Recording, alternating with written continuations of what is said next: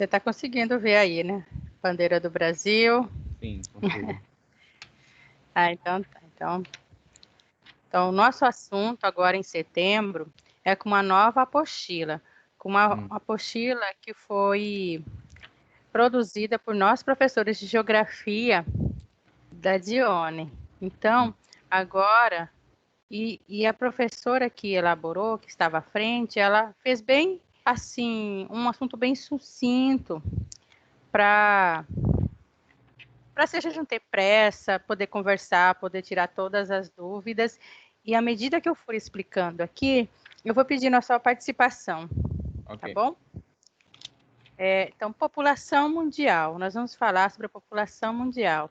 Nós vamos ver ainda de uma forma um pouco mais aprofundada do que foi na sexta série, a antiga sexta série. Porque lá nós vimos um pouquinho sobre população, vimos um pouquinho sobre diferentes conceitos, mas aqui nós vamos aprofundar um pouco mais. Essa imagem aqui é do continente asiático, se chama Gente Sem Fim. Mas antes de começar propriamente no continente sobre população mundial, eu quero que você veja algumas curiosidades. Olha só. Vamos imaginar que o nosso planeta é uma vila com 100 pessoas. 100 pessoas numa vila, apenas no mundo. Se fosse assim, uma pessoa apenas seria do continente da Oceania, 5 pessoas do continente americano, 8 pessoas da América Central e do Sul, no caso o Brasil, estamos inseridos aqui, 12 pessoas da Europa, 14 pessoas seriam africanas e 60% seriam asiáticos, estariam no continente asiático. Olha só como lá tem muito mais gente em relação aos outros continentes. Sim. Por causa da China, né? Que lá tem bastante população. Isso, 1,5 bilhão. E a Índia também tem muita gente, mais de 1,2 bilhão de habitantes. Outra coisa interessante aqui, que dentro dessa vila, dessas 100 pessoas, 80 pessoas viveriam em moradias abaixo do padrão. Essa aqui, você consegue ver bem essa aqui? Sim. Então, 50 pessoas sofreriam de subnutrição. Nossa. 33 pessoas não teriam acesso à água potável e segura. 24 pessoas não possuiriam qualquer fonte de eletricidade. Pensa a nossa vida hoje sem eletricidade. Não ia dar muito certo. Pois é, seria... A gente pensa, puxa, seria impossível, né? Mas sempre há um jeito, né? Aqui, 7 pessoas apenas possuiriam carro. E dentro dessa vila, teriam 42 rádios, 24 televisões, 14 telefones e 7 computadores. Mas a maioria dessas pessoas, sem dúvida, seriam pobres. Aqui, continente africano, América Central e do Sul, asiáticos também, provavelmente que estariam aí. Agora a gente vai ver alguns conceitos importantes da geografia. Aí, se você quiser fazer um print, você pode fazer, ó, conceitos demográficos. Eu fiz bem resumidinho aqui. Aí, parei, deixa eu acertar aqui. E, apesar de estar tudo isso de texto, ele é muito simples de compreender. Mas eu também vou deixar disponível para vocês lá nos arquivos, para quem quiser ter acesso, fazer um resumo, ler novamente, poder acessar. Então, vamos lá aos conceitos. Crescimento vegetativo ou natural. Agora, vocês entrando no ensino médio, vocês vão ver sempre esses termos quando nós formos estudar a parte da geografia social, a parte da geografia humana, no caso. Esses termos vão ficar muito presentes. Cada um deles tem um significado que eu vou explicar agora. crescimento vegetativo ou natural. Taxa de natalidade menos a taxa de mortalidade, ou seja, nascimento menos morte. A gente chega à taxa de crescimento vegetativo fazendo essa continha. Coloca todos os que nasceram no decorrer de um ano, menos a quantidade de pessoas que morreram. E aí você chega no crescimento vegetativo. A sigla é CV, crescimento vegetativo. A diferença entre nascidos e mortos. Já a taxa de mortalidade infantil é o número de mortes de crianças antes de 1 ano de vida. Ou seja, essas crianças aqui, que se morrerem antes de completar 1 ano, elas não entram aqui nessa taxa de mortalidade. Elas entram na taxa de mortalidade infantil. Se ela já morrer com 1 ano e meio, 2 anos, 3 anos, ela já entra na mortalidade, na taxa de mortalidade. E é um dado muito importante para várias organizações, como a ONU, a Unicef, para elas terem uma base de como está a qualidade de vida nesses países. Por quê? Se um dado de mortalidade infantil tem crescido muito, significa que tem alguma coisa errada, ou saneamento básico, ou tratamento o pré-natal dessas mulheres não foi adequado. Então, isso é um fator muito importante. Já, taxa de fecundidade ou fertilidade é o número médio de filhos por mulher. Mulheres entre 15 a 49 anos. Essa taxa de fecundidade é nada mais do que a quantidade de filho por mulher. Então, ao longo dos anos, essa quantidade de filho por mulher, essa fecundidade, ela foi tendo suas variações. Ora aumentando, ora diminuindo.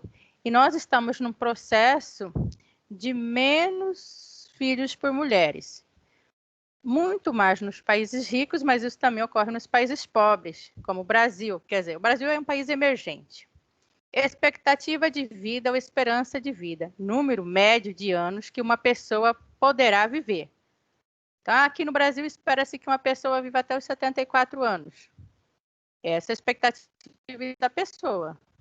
Em países africanos, Nigéria, países mais pobres, é em torno de 45 anos.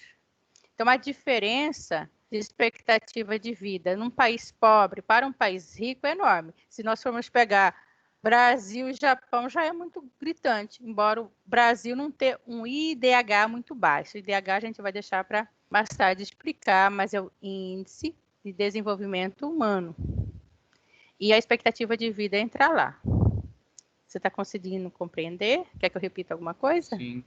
Não precisa não. Estou conseguindo entender mais ou menos. Algo legal aqui, esses 2 itens. Densidade demográfica ou população relativa. O que é densidade demográfica? Ou população relativa? É o número de habitantes por quilômetro quadrado. Ou seja, você pega o habitante de um país e divide pela extensão, pela área do país. Se fôssemos fazer isso com o Brasil, seria em torno de 212 milhões de habitantes, dividido por 8 milhões de quilômetros quadrados. Aí chegaríamos à população relativa, que é a quantidade de pessoas por quilômetro quadrado. Aqui, população absoluta. Número total de habitantes de um país ou de um lugar. O Brasil, vamos falar, o Brasil tem 212 milhões de habitantes. Esse é o número total. Mas se eu pegasse o número total e dividisse pela área, aí já ia ser população relativa. Entendeu? Sim.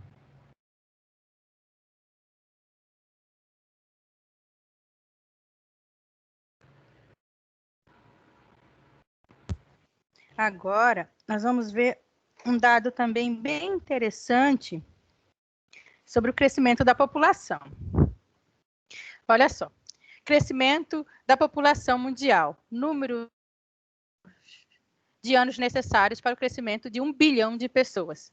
Para se chegar ao primeiro bilhão, isso ocorreu em 1802. Já para chegar ao segundo bilhão, levou 126 anos. Assim, do primeiro bilhão para o segundo bilhão, 126 anos. Já do segundo bilhão para o terceiro bilhão, quantos anos demorou? 33. Pois é, olha só. Já para chegar no quarto bilhão, 13 anos. Olha só a diferença. Aqui, do primeiro para o segundo.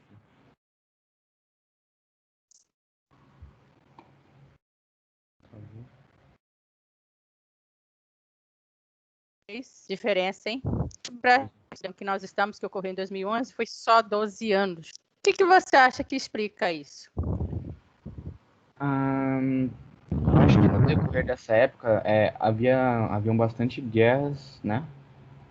Uhum. E eu acho que isso foi um fator bem importante para isso. Também teve a Guerra Fria. Nessa época a galera tava, né?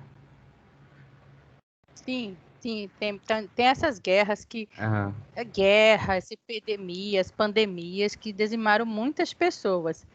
Isso é fato. Só que, mesmo assim, com o passar dos anos, foi demorando cada vez menos para se chegar a 1 bilhão. Aí, para chegar ao segundo bilhão, 126 anos, para chegar ao sétimo bilhão, aqui do sexto para o sétimo, 12 anos. E isso tem, assim, o que ocorre é que hoje em dia as pessoas não morrem tanto como há um tempo atrás, há 100 anos atrás, porque hoje nós temos mais vacina, nós temos antibióticos, saneamento melhorou, a água, o tratamento da água também contribuiu muito. Olha só, aqui os anos, de 1900 a 1955, o crescimento da população não era tão significativo. Por quê? As pessoas nasciam, mas morriam. Nasciam bastante, mas morriam bastante, porque aquilo que eu disse, ainda faltava vacinas, antibióticos, remédios para isso. Só que em 1950 a 1960, quando já foi possível vacinas eficazes, antibióticos, a medicina avançou muito, ocorreu o que eles chamam de explosão demográfica. Olha isso. Nossa. Uma explosão gigantesca. Só que até então, a maioria da população era rural. Todo mundo vivia no campo. Considera a Inglaterra, não é só o Brasil não, Inglaterra e tantos outros países. Só que aí as pessoas começaram a migrar para a cidade. Ocorreram as revoluções industriais, a primeira, a segunda, e as pessoas foram trabalhar na cidade. E trabalhando na cidade, elas precisavam de casa, precisavam comprar seus alimentos, precisavam comprar tipo limão, leite, tudo que elas tinham mais fácil, campo. Então, isso também explica a redução da população. Uhum. Hoje em dia, esse crescimento existe, mas na Itália, que é um país rico, 0,% ao ano, isso de 80 a 2002. Já Angola, 2,8 por ano. Olha a diferença do crescimento. Pois é. Um país é rico, um país é pobre. O que será que está faltando aí para o crescimento desses países chegarem a um equilíbrio? Acho que a estrutura, assim, dos países,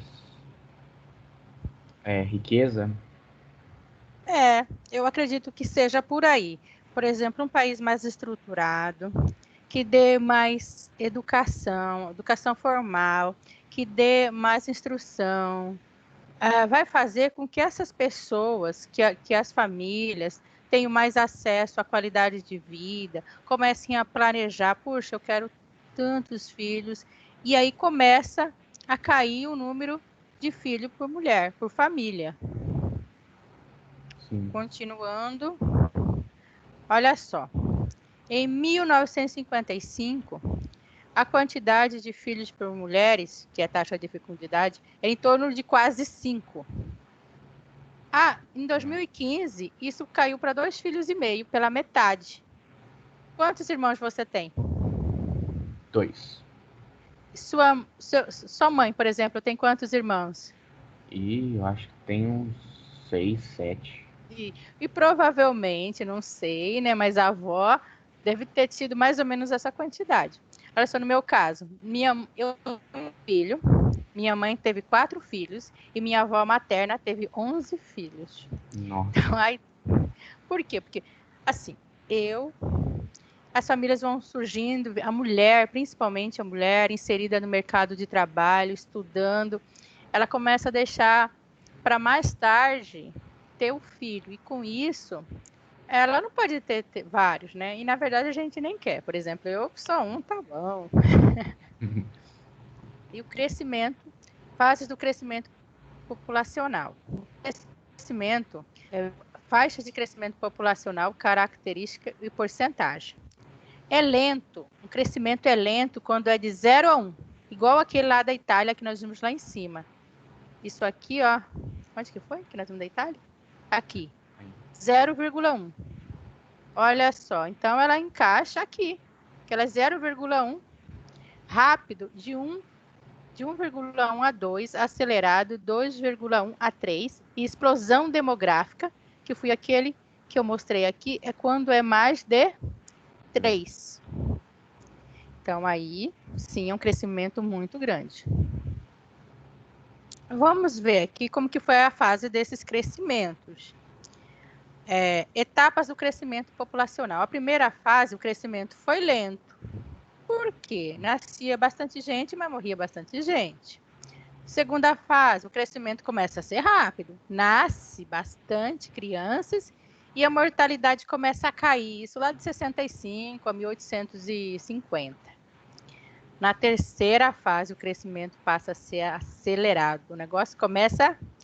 As vacinas já estão dando certo, já tem um antibiótico, e aí dá a explosão demográfica. Muita criança nasce e pouca criança, cada vez menos, morre.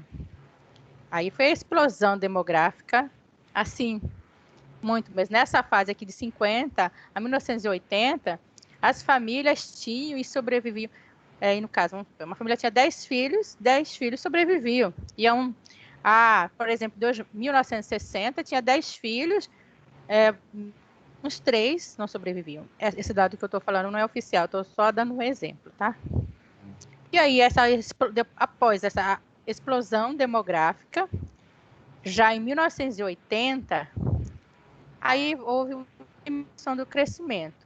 As pessoas começaram a ter menos filhos na cidade, baixa mortalidade, e aí foi, digamos assim, controlando esse crescimento da população. Aí nós vamos aqui dar uma pulada para cá. Vamos ver aqui os continentes que há a maior taxa de fecundidade. Taxa de fecundidade, lembrando, é a quantidade de filho por mulher. Sempre que você vê um mapa desse jeito aqui, você tem que ver o título e a legenda. A legenda é esse quadrinho que explica cada cor. Você consegue ver bem o mapa? Sim. Aqui, ó, nós temos aqui uma cor, um rosa mais forte, aí vai diminuindo. Quanto mais forte a tonalidade do rosa, mais filhos por mulheres tem o continente. Então, aqui o continente americano, continente africano, a Europa, a Ásia, a Oceania. Só que aqui o continente americano está dividido em 2, né? Aqui, no continente, na América Latina, nós temos a Bolívia, que tem uma taxa de fecundidade alta. Lembrando que taxa de fecundidade alta significa que tem mais filhos por mulheres. Depois o continente africano, olha só, 4,5 filhos por mulher. Aí depois nós vamos lá para a Ásia, 2,3 filhos por mulheres. A China, aqui, apesar de ter uma superpopulação, as mulheres não têm tantos filhos. Isso já está... Existem políticas rígidas para controlar isso, devido ao número da população. Olha o Japão também, que é super populoso aqui, olha. Ele não apresenta dessa forma. Os Estados Unidos têm uma taxa de fecundidade média. Olha só. Já o Canadá já é baixa. Então, compreendeu bem? Tem alguma dúvida? Sim, não tenho dúvida nenhuma. Bem explicado. Tá. E aqui, taxa de fecundidade por país, ou seja, taxa de filhos por mulheres por países. Que eu vou analisar aqui. O Brasil aparece nesse tom meio vermelho aqui, certo? E vamos comparar com a Nigéria, que esse é azul. A Nigéria é bem mais pobre que o Brasil. Sim. Olha só, o Brasil vem caindo a partir de 65, olha só, a quantidade de filhos por mulher foi caindo. Já a Nigéria, olha só. Aumentou e depois baixou. Isso, lá pelo 1900, mesmo período que do Brasil começou a cair, lá aumentou, ó, olha. Sim. E qual que é do mundo? O mundo é esse aqui. A média é do mundo é essa, ou seja, a tendência mundial é a quantidade de filhos por mulher diminuir. Só que a Nigéria foi um pouco na contramão, e só a partir de quando, lá para 2000, que está caindo. Mas é algo meio que geral. Sim. Agora nós já estamos, vamos passar, eu quero mostrar para vocês isso aqui. Pirâmide etária. Já viu essa imagem antes? Eu tenho uma vaga lembrança. Então vamos analisar aqui, ó. Esse aqui é o país subdesenvolvido, um país pobre do sul. País subdesenvolvido você pode chamar pobre ou do sul. E aqui nós temos países do norte, países ricos. Um país pobre tem a pirâmide desse jeito, a base larga e o topo estreito. Já um país rico, ele tende a base mais estreita, tem bastante jovens e o topo da pirâmide não é tão estreito quanto o de um país pobre. Veja que das mulheres ainda é mais largo, é quase semelhante o de 0 a 4 anos. Ou muita, assim, a tendência é as pessoas viverem cada vez mais nos países ricos. Nos países pobres também, se forem reestruturando, se for oferecendo qualidade de vida para as pessoas, vai melhorando. Olha só,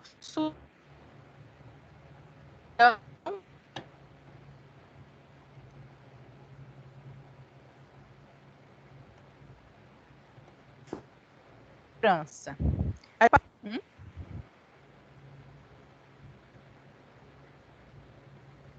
Alô? E aí? Alô, Oi, travou tô aqui. perguntando para você.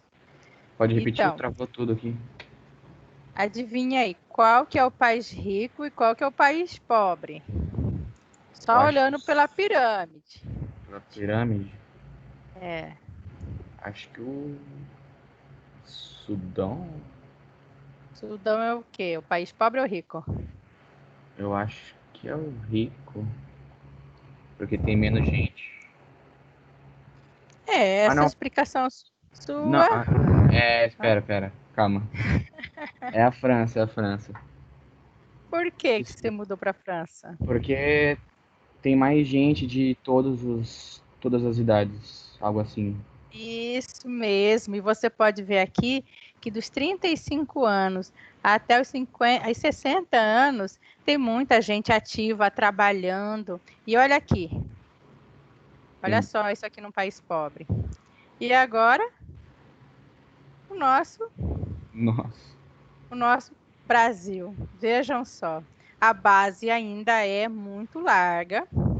Esse dado é de 2009. Essa base aqui do Brasil está diminuindo, porque o número de quantidades por mulher está diminuindo.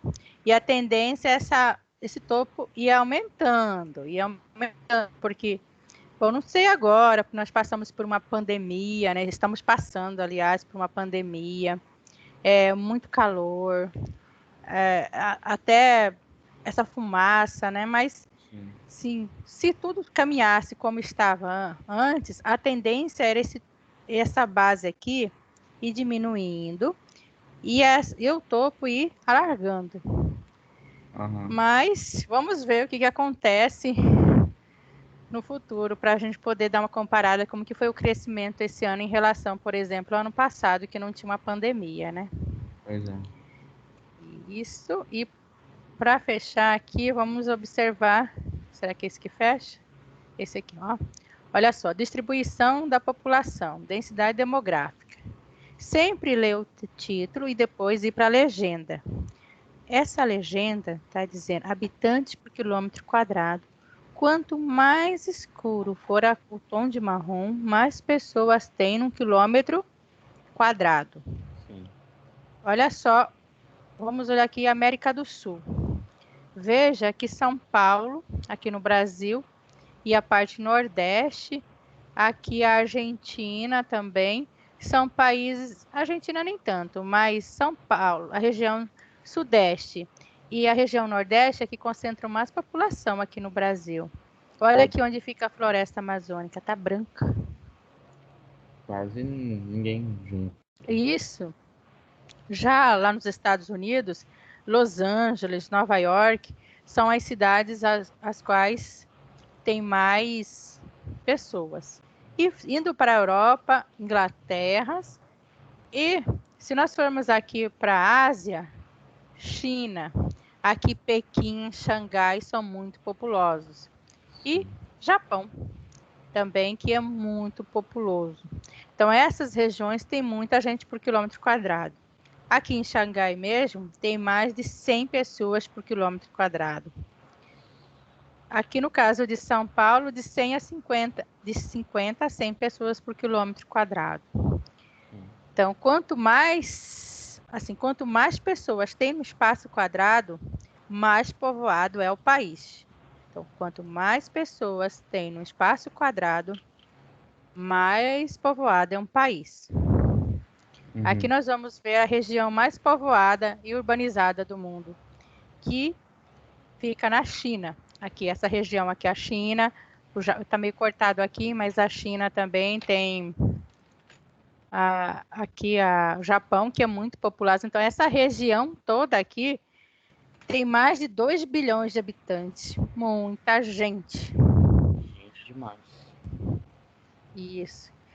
Uma coisa que eu quero destacar é a diferença entre país populoso e país povoado. País populoso é quando tem muita gente num país.